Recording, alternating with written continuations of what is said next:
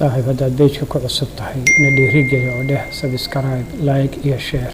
بسم الله الحمد لله رب العالمين والصلاة والسلام على رسول الله صلى الله عليه وسلم.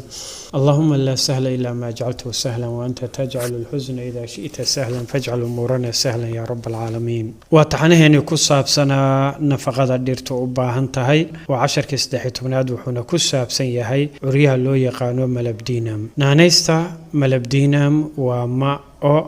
ama MO waa curiyaha 24aad waa curiyaha 42aad ee kalgalka curiyaasha molybdenum waa bir kamid ah curiyaasha kala guurka ah ee kalgalka curiyaasha tiratamkiisu waa 42 culeys atamkiisuna waa 95.96 kaaftoonkiisuna waxa weeyaan 2 3 4 5 ilaa 6 ayuu gaaraa curiyaha loo yaqaan molybdenum wuxuu kamid yahay canaasirta yaryar ee dhirtu u baahan tahay markaan ka soo dareynay dhirta ana elementiga ama curiyaasha u baahan tahay waxaan u kala qaadnay kuwa waaweyn oo loo yaqaan macronutrients sida nitrogen phosphorus iyo potassium iyo kuwa yaryar oo maaragtay loo yaqaan macronutrients marka molybdenum kuwa ayuu kamid yahay waxay dhirtu nuugtaa isaga oo ah ayoonka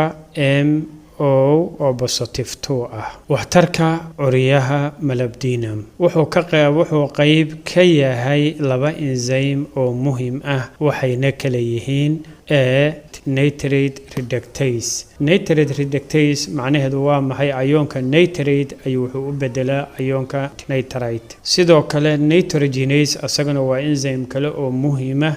nitrogen-ta laba atamlaha ah ayuu wuxuu u bedelaa ammonia sidoo kale curiyahani wuxuu qayb ka yahay enzyme la yiraahdo riboproteinase kaas oo lama huraan u ah bakteeriyada qabata nitrogen-ta hawada oo loo yaqaan nitrogen fixing bacteria marka uu yaraado waxa geedka ku yaraada ascorbic acid kaas oo ka ilaaliya cagaariyaha ama chlorophyll-ka in dhismihiisa wax isbedel ah ku dhacaan waxaan u gudbay astaamaha lagu garto yaraanta curiyaha loo yaqaan molybdenum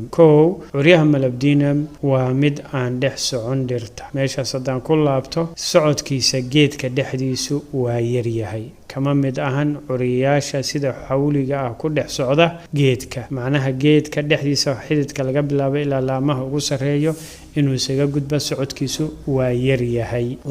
yaraantiisa waxaa lagu gartaa barabaro jaalla ah oo aan nidaamsanayn qayb ahaan iyo qaab ahaanba haddaad u fiirsato caleenta dhinacayna ka muuqata waxaa ka muuqda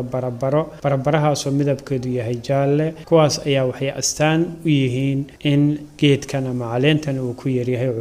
curiyaha loo yaqaan molybdenum 3 caleemaha cusub oo dhalan rogan macnaha calaamadaha lagu garto waxaa kamid ah caleemaha cusub oo dhawaan soo dhashay way dhalan rogan yihiin macnaha caadi ma aha sidoo kale baraacimta ama badhis waxaa loola jeedaa halka laamaha cusub ka soo koraan oo ka soo dhashaan ama darfaha laamaha ayaa dhalan rogan oo bedelan sida kaaga muuqata sawirka hoose 4 caleemaha oo aan u korin si caadi ah macnaha calaamadaha lagu garto molybdenum inuu geedka ku yaryahay waxaa kamid ah caleemuhu si caadi ah uma koraan ama gebi ahaanba koriimada ayay joojiyaan waxaana soo hara caleenta waxaa ku soo haray oo si fiican u muuqan oo soo haraya xididada dhexe oo kaliya xididada dhexe waxaan ula jeednaa xididadan caleemaha u dhaxeeya oo caleentu waxay leedahay xidido fara badan oo shabaqa oo kale oo isdhaafaya xididadaas baa soo haraya 5 koriimada geedku way yaraataa dhirtuna cilin ayay noqotaa cilin waxaa loola jeedaa makore shay gaaban oo intii loogu talagalay aan gaaraynin waxaa hoos u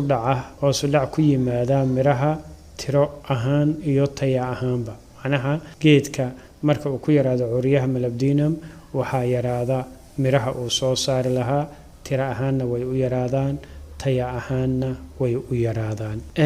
calaamadaha molybdenum waxaa kamid ah kuwa kaaga muuqda geedkan hortaada yaala ama caleemaha kan sidoo kale noocyo kala duwan oo ah yaraanta molybdenum waxay ka muuqataa caleemaha aad baad u mahadsantihiin jazakumullahu khayran dhageysigiina waliday ka mahad celinayaa haddii aad wax ka faa'iiday fadlan ha iloobin inaad page-ka tiraahdid subscribe inaad like tiraahdid iyo inaad la wadaagtid asxaabta kale mar labaad baan idin mahad celinayaa wassalaamu calaykum waraxmatullaahi wabarakaatu